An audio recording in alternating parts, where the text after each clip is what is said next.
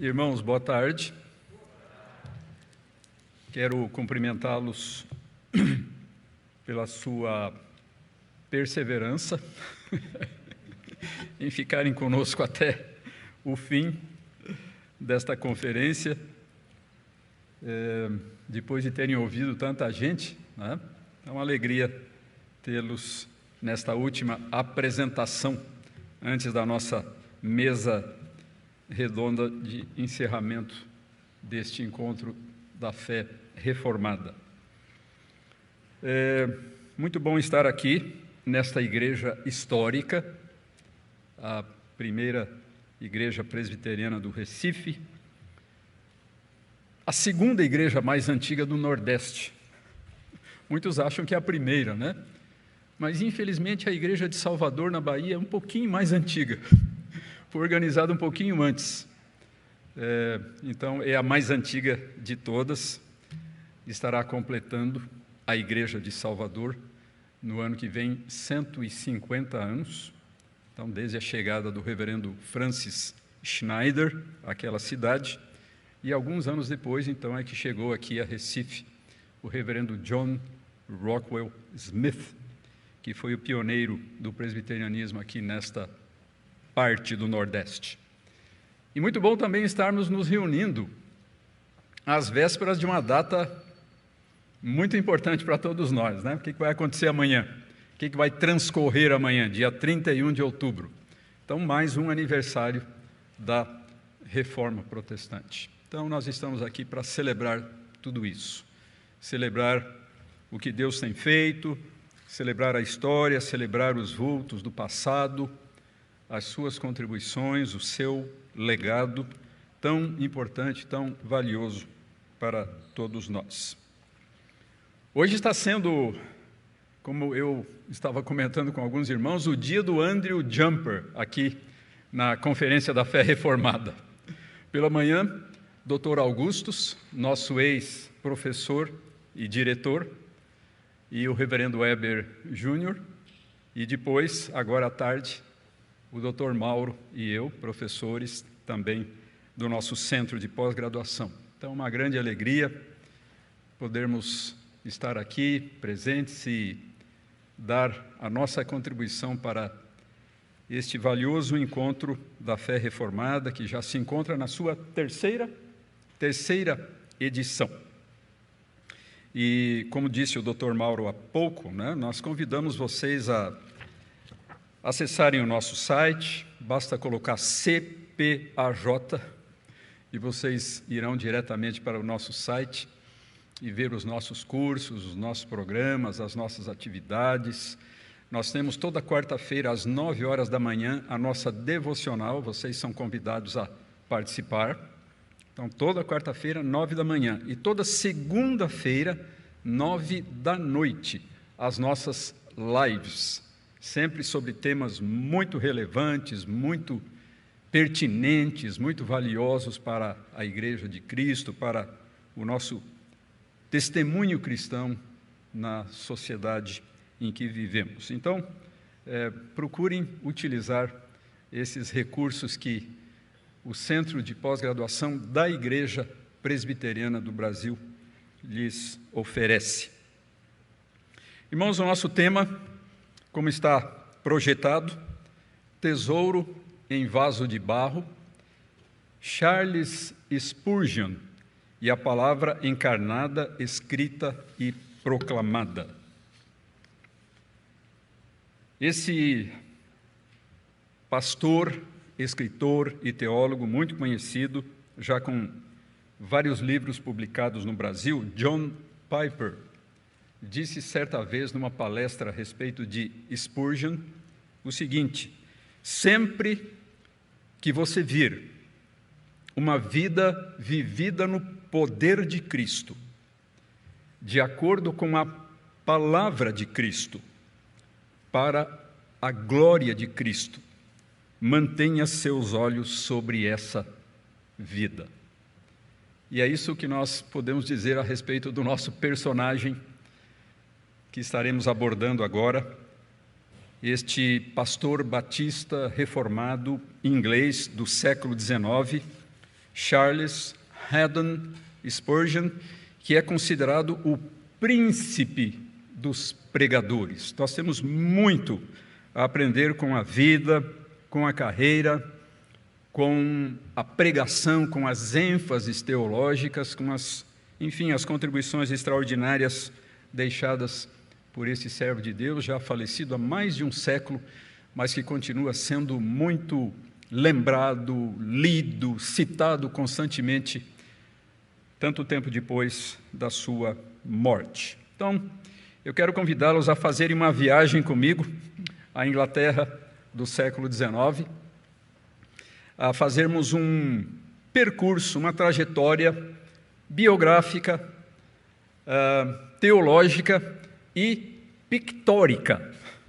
Eu procurei reunir nesse PowerPoint uma boa quantidade de fotografias associadas com a vida e com a carreira e com pessoas que foram relevantes também para esse personagem, a fim de que nós tenhamos uma noção mais concreta de quem ele foi, daquilo que ele fez e da importância do seu legado para nós hoje. Então, vamos lá.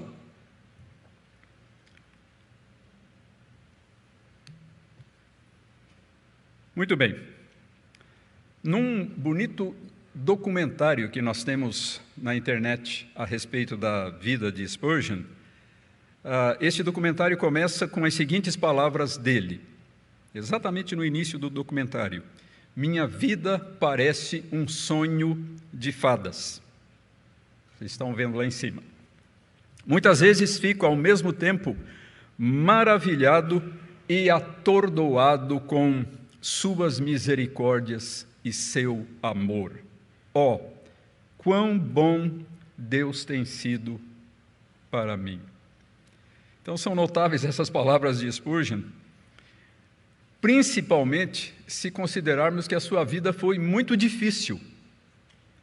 Quando a gente olha, num primeiro momento, para esse testemunho, nós não imaginamos como foi cheia de provações, cheia de desafios e de dificuldades a vida deste ilustre varão de Deus.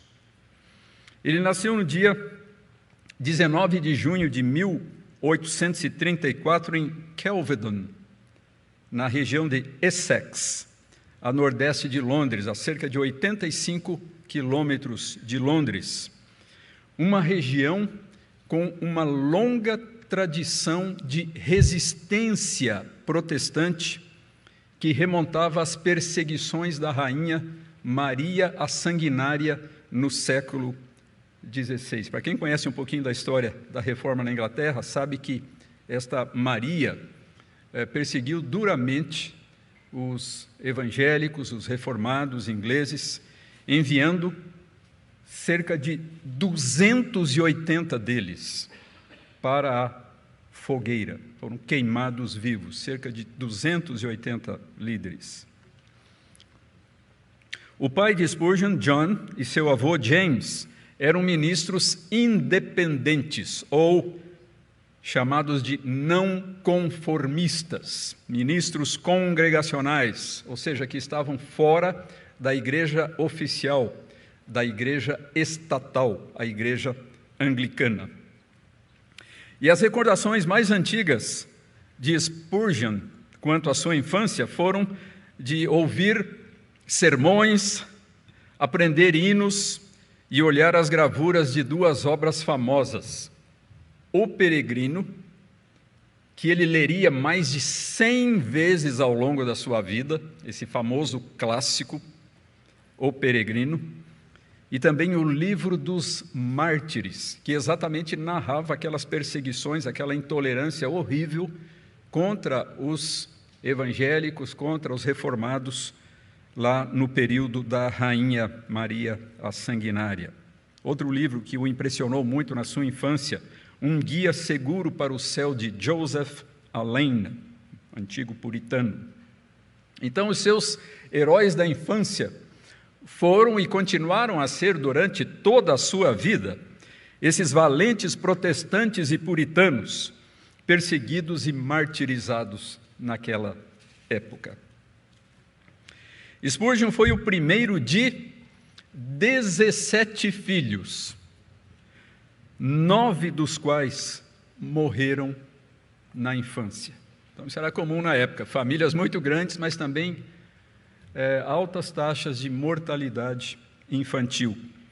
Ainda pequenino, não se sabe exatamente porquê, com cerca de 1 ano e meio, ele foi morar com os avós, na vila rural de Stambourne, perto de Cambridge, a qual ele voltaria muitas vezes ao longo da sua vida. Ele tinha uma nostalgia muito grande em relação àquele local da sua infância e depois, durante o seu ministério, ele voltou muitas vezes àquela vila, que lhe trazia tantas recordações agradáveis.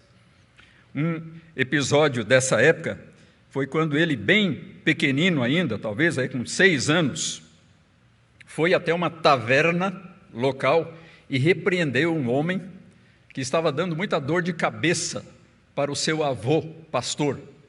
Então ele disse: eu nunca faria como o senhor está fazendo, eu nunca daria uma dor de cabeça, nunca quebraria o coração do meu pastor como o senhor está fazendo com o meu avô.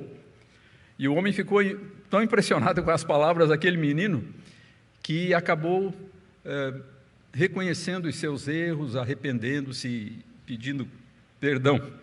Mas aqui nós já vemos o início aí do pregador Spurgeon se manifestando com 6 anos. Em 1841, lamentando deixar o lar do avô, ele voltou a residir então com os pais e com os irmãos, agora na cidade de Colchester. Dizem os historiadores que naquela época, durante a Revolução Industrial, estava desaparecendo a velha Inglaterra rural, substituída por uma sociedade majoritariamente urbana. Então, muitas transformações importantes acontecendo ali na Inglaterra. Quando ele tinha 10 anos, então em 1844, passou lá pela cidade um missionário que havia trabalhado no exterior e agora estava de novo pastoreando na Inglaterra, que se afeiçoou muito ao menino Spurgeon, aproximou-se dele, interessou-se por ele, falou-lhe sobre as coisas de Deus, orou com ele, e um dia, reunida a família, e na frente de várias testemunhas, ele disse: um dia esse menino vai pregar a grandes multidões. Então foi uma verdadeira profecia a respeito do que aconteceria com aquele menino. Em 1849, quando ele tinha apenas 15 anos de idade, ele escreveu o seu primeiro livro, O Papismo Desmascarado, um livro com quase 300 páginas, que foi premiado em um concurso de escritores. Muito bem. Ainda estamos naquele slide. Uma autora chamada Patrícia Krupa descreve a formação educacional de Spurgeon como medíocre, segundo os padrões da época. Ele frequentou por alguns anos uma escola em Colchester e por breve tempo foi professor assistente em uma escola anglicana, cujo diretor era seu tio materno. Em seguida estudou numa escola chamada Newmarket Academy, onde aconteceu um fato muito interessante. Uma cozinheira influenciada pelo movimento puritano, influenciada pela teologia calvinista, se tornou uma espécie de preceptora dele. Essa mulher gastou muito tempo com o menino Spurgeon, falando a respeito de Deus e falando a respeito da fé reformada, falando a respeito das doutrinas da graça. Ele mais tarde reconheceu que ela foi uma das influências mais importantes da sua vida, dos seus anos formativos, em direção àquela posição que ele abraçaria de modo tão convicto ao longo do seu ministério, ali como um calvinista, como um defensor das chamadas doutrinas da graça. Em 1850, ele mudou-se para Cambridge, a famosa cidade universitária já há tantos e tantos séculos, Porém, sendo um dissidente, outro termo que se aplicava a pessoas como as da sua família, um dissidente, um dissenter, ele não podia, na época, obter um diploma, seja em Oxford ou em Cambridge, as duas antigas universidades inglesas. As pessoas que não fossem membros da igreja estatal, a igreja anglicana, não podiam receber diplomas dessas grandes universidades. É verdade que havia excelentes academias e faculdades dos próprios dissenters, desses tais não conformistas, mas ele decidiu não buscar um treinamento formal para o ministério. Então, essas são duas peculiaridades bem conhecidas a respeito de Spurgeon. Nunca teve estudos formais de teologia, nunca obteve um diploma de teologia e nunca foi ordenado ministro, nunca buscou a ordenação formal. Embora ele tivesse um conhecimento limitado dos clássicos que eram tão valorizados naquela época, então o estudo do latim, o estudo do grego, o estudo dos grandes autores da antiguidade, ele foi um autodidata que valorizava a cultura e amava os livros. Era um homem muito lido, lia muito. Acredita-se que era o indivíduo mais lido do seu tempo, lá no seu país. Normalmente, ele lia nada menos do que 6 livros por semana, em média 6 livros por semana, e os autores dizem o seguinte, que ele conseguia se lembrar do que havia lido e onde estava o que ele havia lido. Ele sabia localizar rapidamente nos livros determinada informação, mesmo anos depois. Então, isso foi muito importante para o seu trabalho mais tarde como pregador. O fato de que ele estava continuamente enriquecendo a sua mente de informações, de reflexões, de ilustrações, e isso foi, então, muito importante para a sua atividade como pregador. Ele colecionou edições das obras dos puritanos em sua biblioteca pessoal, que veio a ter 12.000 volumes, entre os quais 1.000 obras publicadas antes de 1700. Então, obras do século XVI, do século XVII, de maneira que, apesar de não ter tido estudos formais muito extensos, ele foi um homem culto e também possuindo um notável domínio do seu idioma. Agora, uma informação curiosa. Parte dessa sua biblioteca, ou seja, um total de pouco mais de 5.000 volumes, foi adquirida em 1906 por uma escola lá dos Estados Unidos, o Colégio William Jewell, na cidade de Liberty, no estado de Missouri, por $2.500. Então, esse colégio pagou $2.500 pelos 5.100 livros da antiga biblioteca do Spurgeon. Exatamente um século depois, ou seja, em 2006, alguns anos atrás, o Seminário Batista do Meio Oeste, o Midwestern, em Kansas City, no mesmo estado, adquiriu esses mesmos livros por $400.000. Então, a outra escola havia pago $2.500, essa outra que adquiriu recentemente $400.000, ou seja, cerca de R$2 milhões. Spurgeon converteu-se a Cristo, teve uma experiência marcante de conversão no início do ano de 1850, quando ele estava com 15 anos, ao ouvir casualmente um sermão sobre Isaías 45:22. Ele sempre valorizou muito essa experiência ao longo da sua vida. Aquele texto que diz: olhai para mim e sede salvos, vós todos os limites da terra, porque eu sou Deus e não há outro. Então, como é que isso aconteceu? Ele estava lá na sua cidade, se dirigindo lá para algum lugar, e de repente veio uma tempestade de neve, E ele não teve outra opção senão entrar naquela igrejinha próxima, e ali estava um pregador muito humilde, um pregador leigo, falando a respeito desse texto, repetindo o texto muitas vezes e olhando diretamente para ele. E ele se sentiu profundamente impactado, sentiu que Deus estava falando ao seu coração, e ele considerou aquele, então, o momento da sua conversão. Ao chegar em casa, vendo o seu semblante diferente, a mãe, Elisa, disse: algo maravilhoso aconteceu com você. E havia acontecido mesmo. Ele foi batizado por imersão num rio próximo e, para surpresa dos pais, ingressou na Igreja Batista. Ele, que era de uma família então congregacional, agora filiou-se à Igreja Batista, em Cambridge. E no ano seguinte, então aos 16 anos, ele pregou o seu primeiro sermão. Esse nosso personagem viveu 56 anos.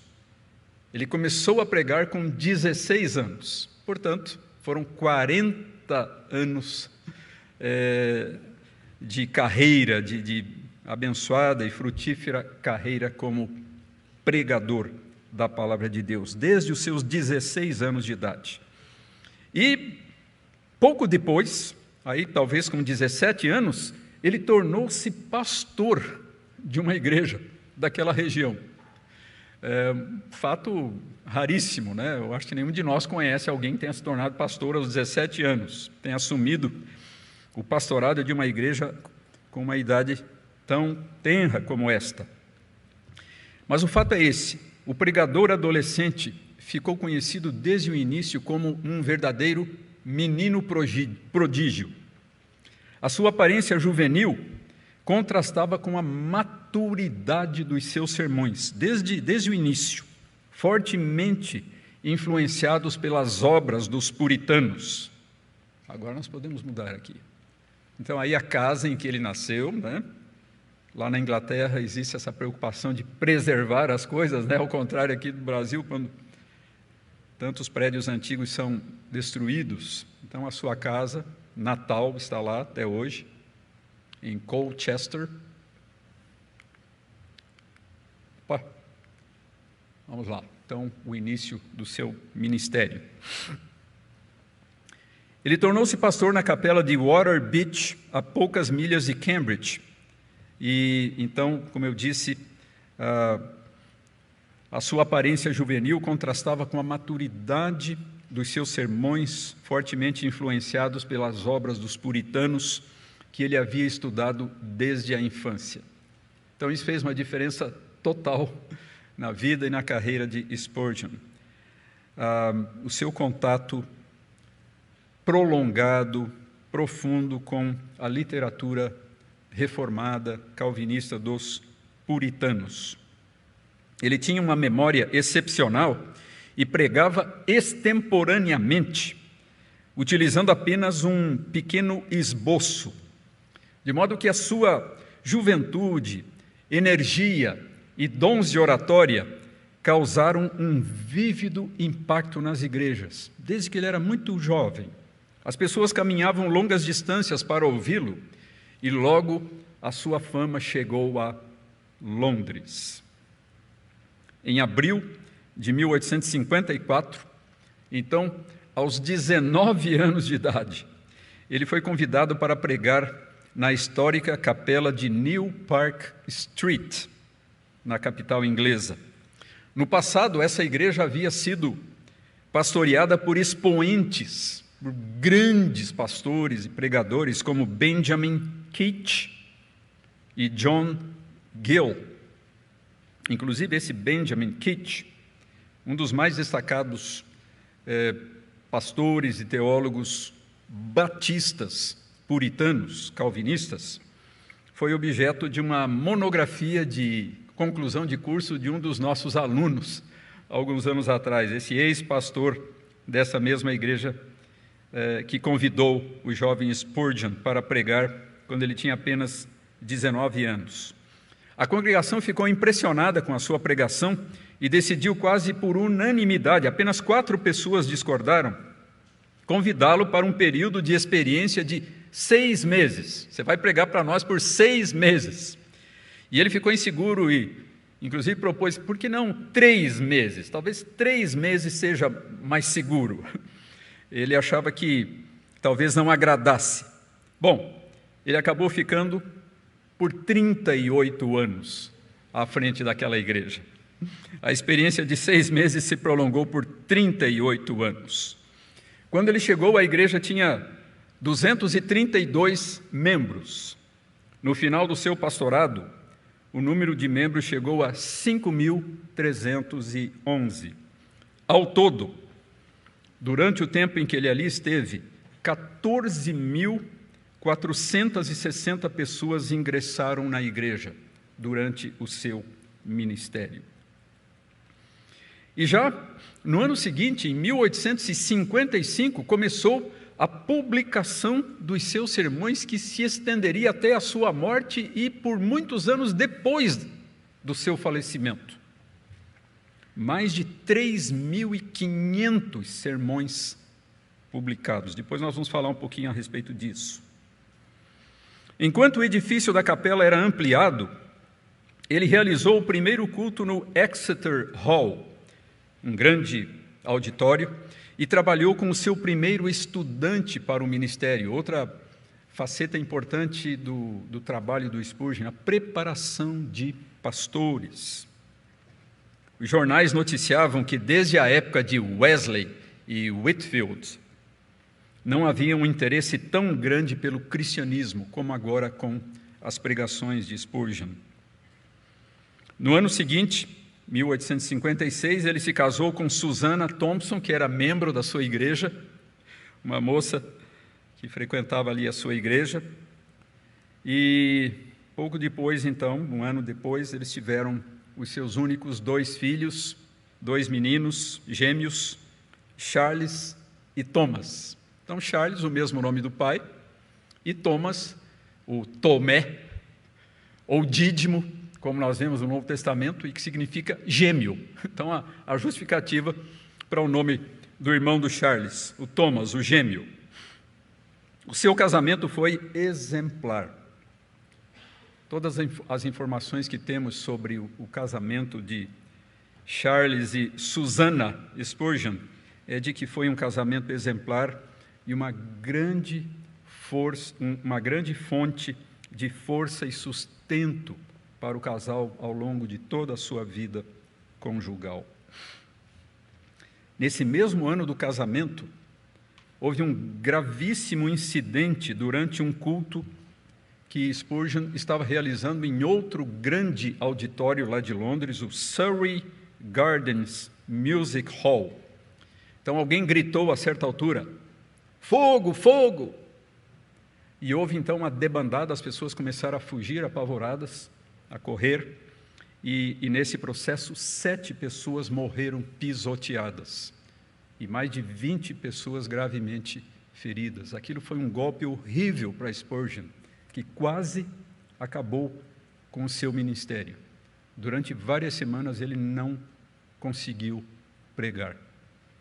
E, na verdade, esse episódio o acompanhou durante toda a sua vida.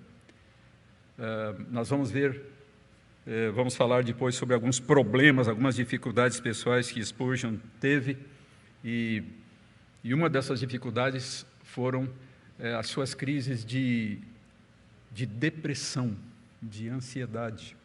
E esse episódio, então, estava com frequência associado a isto.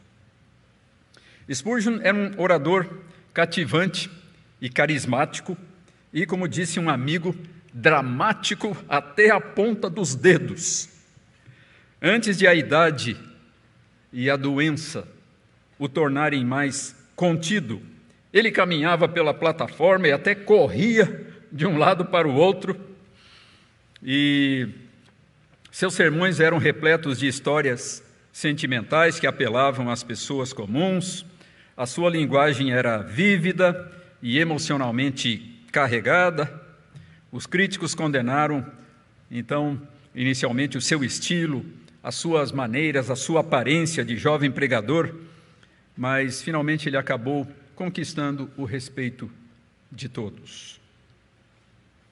No verão de 1860, ele teve uma experiência marcante, está lá na última linha.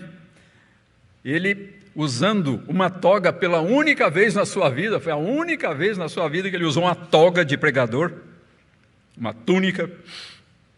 Ele pregou no próprio púlpito de Calvino, lá em Genebra. Viu a cadeira de Calvino, ele se sentiu profundamente emocionado, encontrou-se com muitos pastores reformados ali da Suíça, e mais tarde ele disse umas palavras assim impressionantes a respeito do reformador, até talvez exageradas demais. Então ele disse o seguinte: entre todos os nascidos de mulher, não surgiu um maior do que João Calvino. Bom, Jesus nasceu de mulher, né?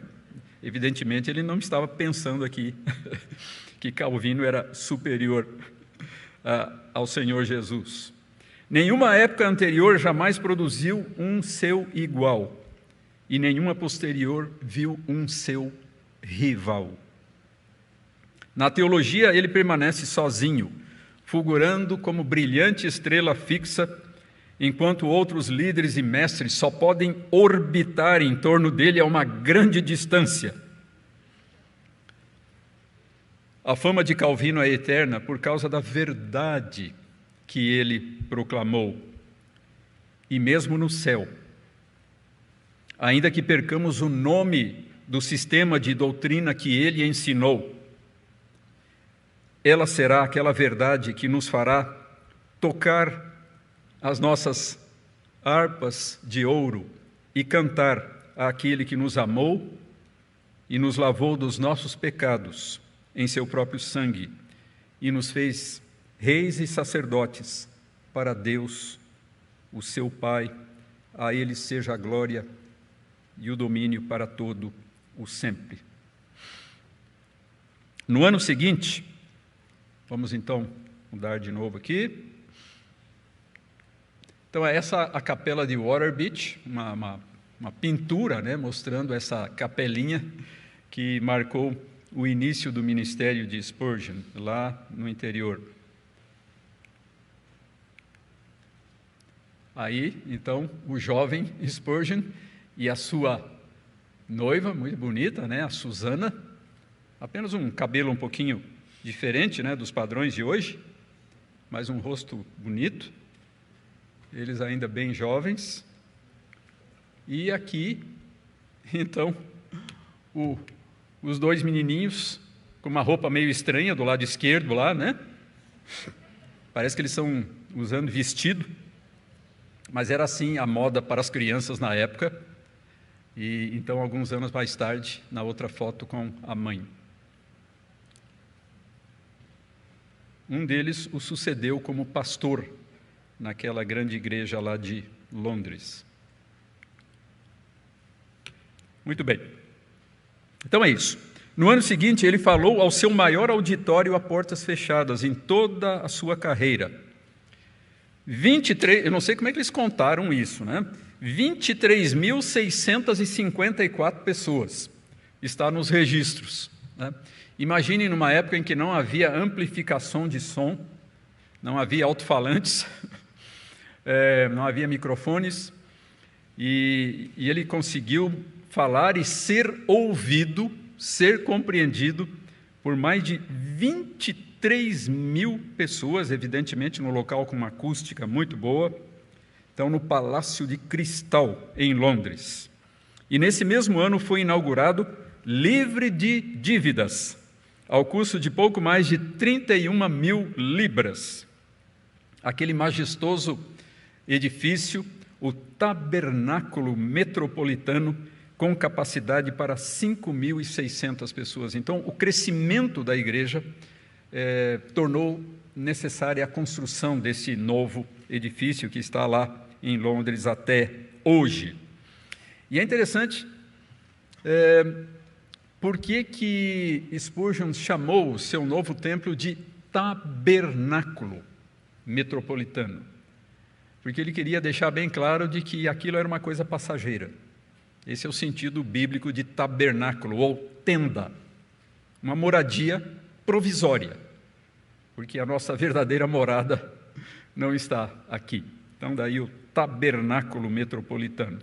Outra característica, o seu estilo grego, com aquelas colunas, e novamente por causa da sua grande apreciação pela língua grega, pela cultura grega, e o fato, né, de que o Novo Testamento foi todo escrito em grego, então ele quis celebrar isso, fazendo com que o estilo arquitetônico do seu templo relembrasse o estilo dos antigos edifícios gregos.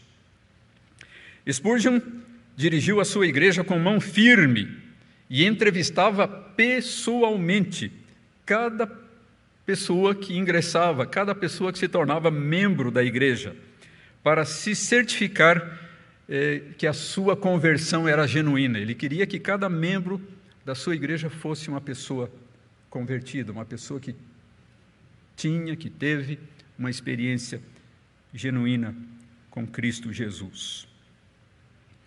Em 1864, ele pregou um controvertido sermão sobre regeneração batismal. A igreja anglicana foi, ao longo do tempo, ao longo dos séculos, deixando a sua antiga posição calvinista, reformada, para abraçar o arminianismo e, finalmente, alguns elementos da própria teologia católica romana, inclusive a regeneração batismal, ou seja, o entendimento de que o sacramento do batismo regenera a pessoa. Então, a criança recebe o batismo e é regenerada, é livrada do pecado original. E ele, então, pregou um sermão sobre isso, que lhe trouxe algumas dores de cabeça, perdeu alguns amigos por causa disso, mas o fato é que foram vendidas 350 mil cópias desse sermão. Aliás, tudo que ele pregava era imediatamente impresso e distribuído amplamente. E no ano seguinte ele lançou a sua famosa revista mensal, A Espada e a Colher de Pedreiro. E o subtítulo explica a razão desse título: Registro de combate ao pecado, a espada, e de trabalho pelo Senhor, a colher de pedreiro. Em 1866, ele fundou a Associação de Colportagem de Distribuição de Bíblias e Literatura do Tabernáculo Metropolitano. Aliás, é impressionante o número de organizações, de instituições que foram fundadas e dirigidas por esse homem já tão ocupado com o trabalho de pregação e tantas outras responsabilidades. Ele recebeu, nessa época, a visita do grande evangelista norte-americano Moody, Dwight Moody, que sempre foi seu amigo e seu admirador. Também foi iniciada nessa época a construção de um orfanato, mais uma das contribuições de Spurgeon, o orfanato Stockwell, um orfanato para meninos, e alguns anos depois foi criado também um orfanato para meninas. E assim foram se sucedendo os acontecimentos da sua vida. Vamos dar um pequeno salto aqui. Aí está o tabernáculo metropolitano, bastante impressionante mesmo hoje, né? Tanto tempo depois, 160 anos depois, né? O tabernáculo foi inaugurado em 1861. Então, há exatamente 160 anos. Continua sendo uma igreja batista até hoje. E o orfanato, uma gravura mostrando esse grande orfanato que foi uma bênção na vida de tantas crianças inglesas, o orfanato Stockwell. Muito bem. Vamos desligar isso aqui. Em 1875 foi inaugurado o Fundo de Livros da senhora Spurgeon. Então, ela iniciou essa organização, um fundo que tinha por objetivo fornecer livros, bons livros cristãos para pregadores, para pastores de toda a Inglaterra. E a essa altura já estava em plena atividade o Colégio de Pastores, que foi uma das iniciativas das quais Spurgeon mais se orgulhava. Uma faculdade de formação pastoral que ele tinha iniciado modestamente em 1857, depois se transferiu para o tabernáculo e, finalmente, em 74, para instalações próprias atrás do templo. E quase meio século depois, em 1923, muitos anos depois da morte de Spurgeon, já com o nome de Colégio de Spurgeon, ele foi para o endereço atual, onde continua em funcionamento até os nossos dias. Durante o seu ministério, quase 900 pastores foram treinados nessa escola. Veja que coisa impressionante. E quase 200 novas igrejas foram plantadas por muitos desses pastores. Disse ele sobre essa escola: afirmamos, sem rodeios, que a teologia do colégio é puritana.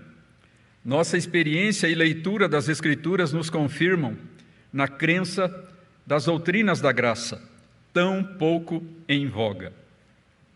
E ele também, em 1865, inaugurou a conferência anual do Colégio de Pastores. Todo ano ele fazia uma conferência lá nesse colégio, convidando pastores de toda a Inglaterra. Foi uma coisa que ele valorizou muito, ele sempre dedicou muita atenção a esta conferência anual. Ao completar 50 anos de idade, em 1884, foi lida uma lista das 66 organizações que ele havia fundado e dirigido. Parece quase inacreditável, né? Um homem tão ocupado, 66 organizações. E um grande político e reformador social, Lord Shaftesbury, cujo nome era Anthony Ashley Cooper, uma das figuras mais estimadas da história da Inglaterra, estava presente nessa ocasião e disse: essa lista de associações, instituídas por sua genialidade e superintendidas por seu cuidado, seria mais do que suficiente para ocupar as mentes e corações de 50 homens comuns. Mas Spurgeon era um homem incomum. Falando sobre o progresso de sua igreja, ele comentou certa vez: coloco-me diante de vocês para confessar com toda sinceridade, do fundo do coração, que atribuo a generosa prosperidade concedida por Deus a esta igreja, muito mais às orações de seu povo, do que a qualquer coisa que ele possa ter-me concedido. Ele sabia que o verdadeiro dínamo, a verdadeira força do seu ministério, das suas pregações, vinha da intercessão constante da sua igreja por ele. Muito bem. Vamos lá. Em 1885 foi publicado o último volume do seu famoso comentário dos Salmos, O Tesouro de Davi, em 7 volumes. Como personagem público de fortes convicções, Spurgeon se envolveu em várias controvérsias teológicas e políticas, pagando pesado preço emocional e físico por algumas delas. Por exemplo, ele foi amigo e admirador do primeiro-ministro da Inglaterra, Gladstone, do Partido Liberal, que inclusive foi uma vez lá ouvi-lo lá no Tabernáculo Metropolitano. Ele tinha uma grande admiração por esse homem, ele sempre se referia a ele como o chefe, o chefe. Mas rompeu com ele por causa de uma política que o Gladstone estava propondo para a Irlanda, aquela parte lá do Reino Unido, uma política de maior autonomia. Por que Spurgeon rompeu com Gladstone por causa da Irlanda? Porque ele achava que esta autonomia concedida à Irlanda iria aumentar a influência de Roma, do Vaticano, naquele país, em detrimento dos protestantes irlandeses. Então isso é interessante. Spurgeon jamais levava questões políticas para o púlpito. O púlpito era para a pregação da palavra de Deus, para a pregação do Evangelho. Mas fora do púlpito, na sua vida diária como cidadão, ele se sentia à vontade para expressar as suas posições, as suas ideias, os seus questionamentos políticos. E é impressionante a galeria de homens ilustres que foram seus amigos. Então, além de Moody, como já falamos, do Lord Shaftesbury, do Gladstone, George Miller, aquele homem extraordinário, fundador de orfanatos, aquele homem que conseguia tudo através da oração, dependendo sempre de Deus para todas as necessidades das suas instituições, uma figura notável. David Livingstone, Hudson Taylor, o missionário na China, e até um fato curioso que poucas pessoas conhecem.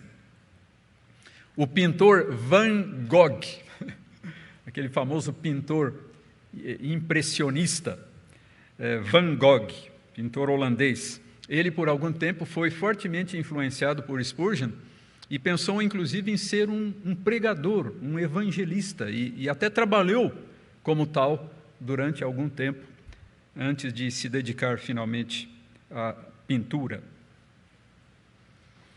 Nos anos seguintes, Spurgeon envolveu-se no episódio mais amargo de sua carreira, a chamada controvérsia do declínio, Downgrade Controversy. Já mostramos aquilo lá, então vamos em frente aqui. Então, esse é o colégio de Spurgeon, hoje, perto de um local onde Spurgeon residiu por muitos anos. Então, seus anos finais. Então, a controvérsia do declínio, quando ele expressou preocupação em sua revista com o avanço do liberalismo na Inglaterra e, inclusive, na sua denominação batista, com a consequente negação de doutrinas fundamentais como a inspiração das Escrituras, a divindade de Cristo e o seu sacrifício expiatório. O fato é que a União Batista ficou dividida e Spurgeon acabou renunciando a esta sua denominação, que posteriormente aprovou um voto de censura contra ele. Mas o fato é que todo esse episódio trouxe muitas amarguras para o coração de Spurgeon e alguns acham que essa experiência traumática contribuiu para abreviar a sua vida. Além das controvérsias, do enorme volume de trabalho, imaginem pastorear uma igreja com mais de 4.000 membros, pregar às vezes 10 vezes por semana,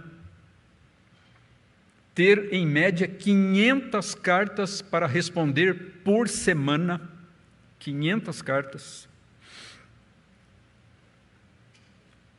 Além de tudo isso, ele sofreu de sérios problemas de saúde, como a chamada doença de Bright, que é uma inflamação crônica dos rins, gota, acompanhada de fortes dores. Nos últimos 20 anos da sua vida, de 1871 a 92, ele quase nunca esteve livre da dor. E episódios de depressão incapacitante. O Dr. Martin Lloyd Jones, esse pregador e autor reformado tão conhecido do século XX, contou uma história muito interessante. Quando Spurgeon teve um desses episódios de depressão, ele foi descansar no interior.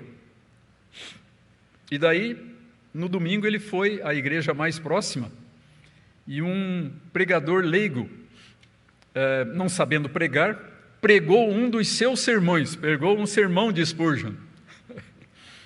E daí, na saída, esse pregador disse: mas, pastor Spurgeon, o senhor veio aqui me ouvi pregar um sermão seu, e ele disse, olha, meu irmão, eu fui profundamente edificado por esse sermão, porque por meio dele Deus me lembrou verdades importantes, das quais eu havia me esquecido, e portanto o meu coração foi grandemente reconfortado, como seu próprio sermão, pregado por outra pessoa.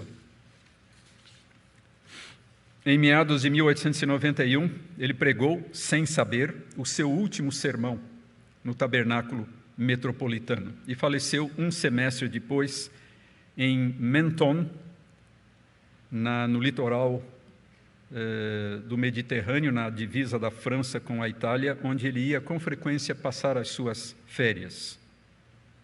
E foi sepultado então no dia 12 de fevereiro de 1892, no cemitério West Norwood, no sul de Londres. Ele está lá. O cortejo fúnebre de 3 quilômetros foi acompanhado por uma multidão de 100.000 pessoas. Londres parou para os funerais de Spurgeon. E seu amigo e pastor Archibald Brown disse no final do ofício fúnebre: campeão de Deus, a tua longa batalha e nobre combate acabaram. A espada que estava em tua mão caiu finalmente. Um ramo de palmeira tomou o seu lugar. Não mais o capacete comprimirá a tua testa, pela preocupação constante de teus pensamentos vibrantes sobre o combate. A coroa da vitória, entregue pela própria mão do grande comandante, é a prova evidente de tua nobre recompensa. Vamos seguir. Então, aí o túmulo de Spurgeon, muito visitado pelas pessoas que o admiram, lá neste cemitério de West Norwood, na região sul de Londres. Vamos ver o que temos depois aí. Então, as suas obras, rapidamente. Temos que dar uma olhadinha aqui para o relógio, não é, Lucas? A minha tendência é sempre ultrapassar bastante o horário, então eu tenho que tomar um cuidado muito grande. Enfim, a sua obra literária, rapidamente. O púlpito de New Park Street e o púlpito do Tabernáculo Metropolitano. Impressionantes 63 volumes de sermões. O que faz, meus irmãos, de Spurgeon o autor mais publicado da história do cristianismo. Spurgeon tem esse recorde. Nenhum outro autor cristão tem um volume tão grande de obras publicadas quanto Spurgeon. Um taquígrafo registrava os seus sermões no domingo, ele os lia na segunda-feira e, após uma revisão, eles eram publicados circulando às quintas-feiras. E existem tantos episódios interessantes associados com o trabalho de Spurgeon como pregador.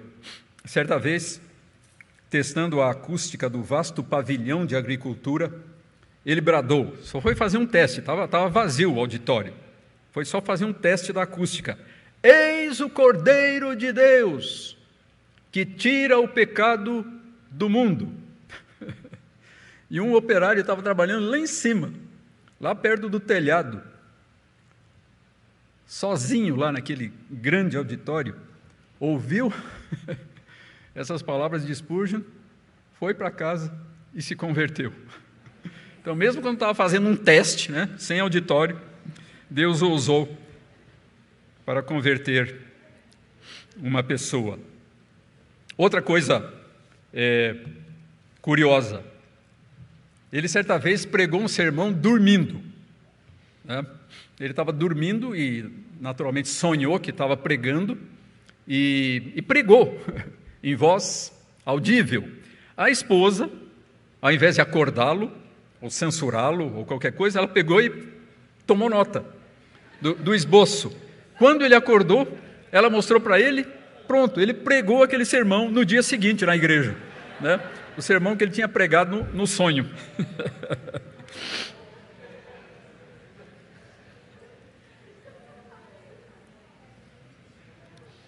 Calcula-se que em todo o seu ministério ele tenha pregado a 10 milhões de pessoas. O seu filho, mais tarde, o seu filho que tinha o mesmo nome dele, Charles, avaliou: não havia ninguém que pudesse pregar como o meu pai. Por sua inesgotável variedade, sabedoria perspicaz, proclamação vigorosa, convite amoroso e ensino lúcido, junto com uma multidão de outras qualidades, ele deve, pelo menos em minha opinião, ser sempre considerado o príncipe dos pregadores. Seu estilo era direto e desafiador. Ele pregava apelando o tempo todo durante o sermão para os seus ouvintes, dizendo: vocês isso, vocês aquilo, o tempo todo. Ele era muito direto nas suas pregações.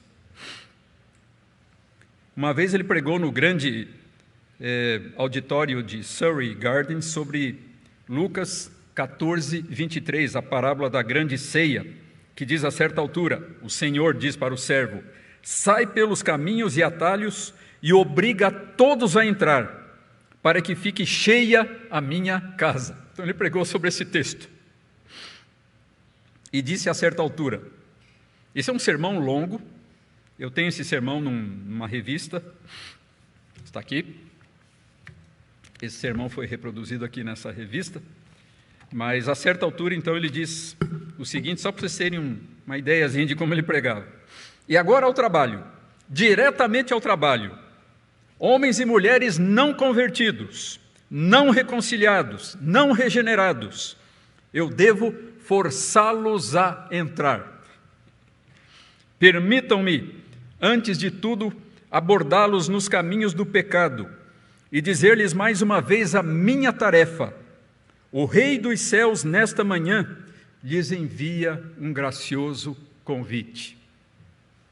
Ele diz: tão certo como eu vivo, diz o Senhor Deus, não tenho prazer na morte do perverso, mas em que se converta do seu caminho e viva. Vinde, pois, e arrazoemos, diz o Senhor, ainda que os vossos pecados sejam como a escarlata, eles se tornarão brancos como a neve, ainda que sejam vermelhos como o carmesim, se tornarão como a lã. E assim prosseguiu, citando uma infinidade de textos bíblicos e apelando fortemente aos seus ouvintes, como ele costumava fazer.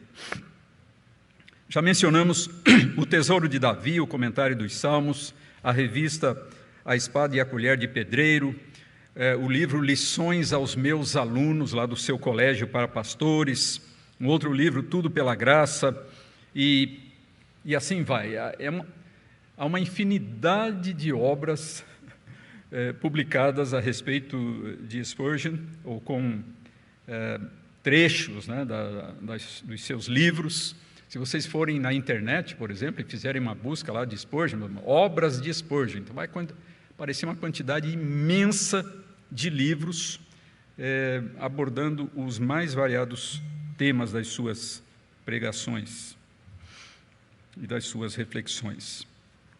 Irmãos, já nos aproximando do final, deixa eu mudar aqui as obras. Então aí, uma pintura, um quadro mostrando Spurgeon e um dos seus livros de meditações, manhã e noite. As meditações de Spurgeon. Aqui os sermões e também um livro precioso dele, O Santo e Seu Salvador. Então, um livro sobre Cristo. Alguma coisa sobre a sua teologia antes de de encerrarmos aqui. Spurgeon foi um pregador, evangelista e pastor, e não um teólogo no sentido técnico do termo. Todavia, ele valorizava imensamente a teologia. Ele disse aos seus alunos: para serem pregadores eficientes, vocês devem ser teólogos sadios, teólogos sólidos. Aqueles que desprezam a doutrina cristã são os piores inimigos da vida cristã, porque os carvões da ortodoxia, as brasas da ortodoxia, são necessárias para o fogo da piedade. Então, a relação entre ortodoxia, doutrina correta, e piedade. Sua teologia tem sido descrita como bíblica e espiritual, e não sistemática, especulativa ou filosófica. Ele diz: tem sido minha firme determinação, desde que comecei a pregar a palavra, nunca evitar uma única doutrina que eu creia ser ensinada por Deus. Se ela estiver na palavra, agradável ou desagradável, sistemática ou desordenada, eu creio nela. E numa frase muito conhecida, certa vez, ao ser indagado como ele podia conciliar a liberdade de Deus com a liberdade humana, a soberania de Deus com a liberdade humana, ele disse que nunca reconciliava amigos. Ou seja, para ele essas duas coisas não eram incompatíveis. Ele lutou contra o hipercalvinismo, que comprometia a responsabilidade moral do pecador e a livre oferta do Evangelho. Quanto ao conteúdo da sua teologia, ele era um calvinista convicto. Vamos passar aqui. Daqui para frente, basicamente, nós temos tudo aí nesses slides. Então, ele tem essa famosa colocação: nascido arminiano, como todos nós o somos por natureza. Ele achava que por natureza todo ser humano é arminiano. Eu ainda cria nas velhas coisas que tinha ouvido continuamente do púlpito, e não via a graça de Deus. Um dia, sentado na casa de Deus e ouvindo um sermão, um pensamento atingiu minha mente: como foi que eu me converti? Eu orei, pensei eu. Então refleti: como cheguei a orar? Fui induzido a orar ao ler as Escrituras. Como vim a ler as Escrituras? Ora, eu as li. E o que me levou a isso? E então, num momento, vi que Deus estava na base de tudo e que Ele era o autor da fé. E então se abriu para mim toda a doutrina, da qual não tenho me afastado. E muitas outras coisas que talvez nem tenhamos tempo de apresentar agora. Como é que está mesmo o nosso horário, Lucas? Já passou, né? Uns 5 minutos. Passou 5 minutos do tempo normal, né? Vamos ter que dar um salto aqui, infelizmente, né? Pela falta de tempo, né? Para não prejudicarmos o nosso programa de encerramento. Mas, essencialmente, irmãos, nós gostaríamos de destacar esses 3 elementos a respeito de Spurgeon, que são valiosos para nós. Em primeiro lugar, o seu compromisso com as Escrituras, com a palavra de Deus. Spurgeon era alguém que amava as Escrituras, que lia, que meditava, que procurava internalizar o que dizia a palavra de Deus, de modo que a sua própria linguagem se tornava uma linguagem bíblica, saturada pelas Escrituras, falar a linguagem da própria palavra de Deus, principalmente nos seus sermões. Uma outra característica é o intenso caráter cristocêntrico do seu ministério e da sua pregação, sempre exaltando a Cristo Jesus, procurando uma vida de profunda comunhão com Cristo e de profundo foco na pessoa e na obra redentora, no sacrifício expiatório, substitutivo de Cristo, como o cerne, o coração do Evangelho. E, finalmente, a sua ênfase na pregação, em consequência de tudo isto. John Piper destaca duas qualidades de Spurgeon que o têm inspirado no ministério. John Piper é um autor vivo ainda, né? Então, umas qualidades que o têm inspirado no ministério até hoje. Então, nas palavras do Piper, ele amava a verdade centrada em Deus, exaltadora de Cristo e saturada da Escritura, e se regozijava nela no púlpito. Essa é a primeira coisa. Ele amava a verdade centralizada em Deus, exaltadora de Cristo e saturada das Escrituras, e se alegrava, vibrava, se regozijava no púlpito com essa verdade. E segundo, ele amou as pessoas e se esforçou para ganhá-las e edificá-las. A glória de Deus e a salvação dos homens, das pessoas, o consumiam.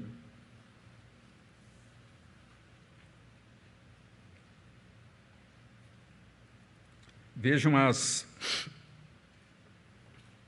o final do seu último sermão, pregado lá no Tabernáculo Metropolitano, em 7 de junho de 1891, numa época em que ele sentia dor constantemente por causa dos seus problemas de saúde, sempre sentindo dores, referindo-se a Cristo e a Deus. Ele é o mais magnânimo dos capitães. Quando o vento sopra frio, ele sempre ocupa o lado mais exposto da colina. A extremidade mais pesada da cruz sempre repousa sobre os seus ombros. Se ele nos manda carregar um fardo, ele o carrega também. Se existe qualquer coisa graciosa, generosa, gentil e terna, sim, plena e superabundante de amor, vocês sempre a encontram nele. Nesses 40 anos eu o tenho servido, bendito seja o seu nome, e não tenho tido nada senão amor da parte dele. Eu teria prazer em continuar por outros 40 anos no mesmo serviço precioso aqui embaixo, se isso lhe aprovesse. Seu serviço é vida, paz, alegria. Oh, que vocês entrassem nele, ou seja, neste serviço, de uma vez. Deus os ajude a se alistar sob o estandarte de Jesus, ainda hoje. Amém. Foram as suas últimas palavras naquele seu último sermão. E assim, meus irmãos, nós voltamos ao tema da nossa apresentação dessa noite, essa apresentação exageradamente demorada. Tesouro em vaso de barro. Vaso de barro por causa das suas limitações, das suas dores, dos seus problemas de saúde, das controvérsias em que se envolveu. Um vaso de barro. Charles Spurgeon e a palavra encarnada, ou seja, Cristo Jesus, objeto de sua plena admiração, lealdade e amor. A palavra escrita, a Escritura, que ele lia, estudava e entesourava no coração. E a palavra proclamada, a pregação, a qual se dedicou com eficiência e poder por 40 anos.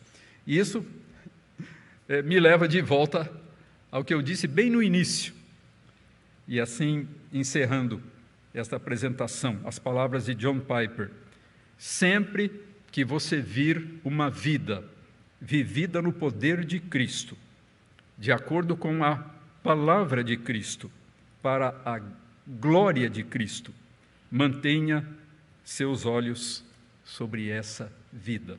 E assim foi a vida de Charles Haddon Spurgeon. Aqui os últimos slides, que nós não tivemos tempo de ver. Não está passando, por alguma razão, congelou.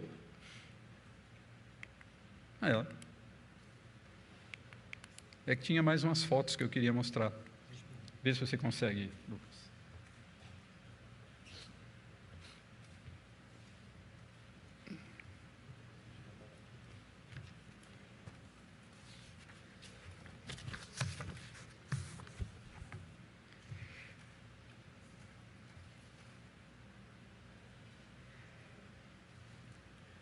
Parece que não deu mesmo, né?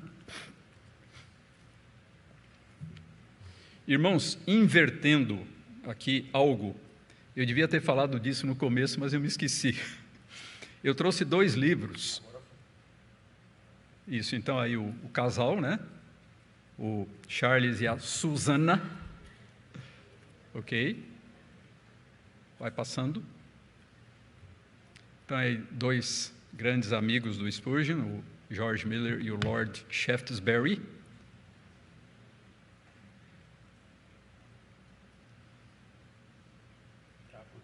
Travou de novo. Tudo bem. Foi. Então aí uma gravura mostrando o Spurgeon pregando e pronto. Agora acabou.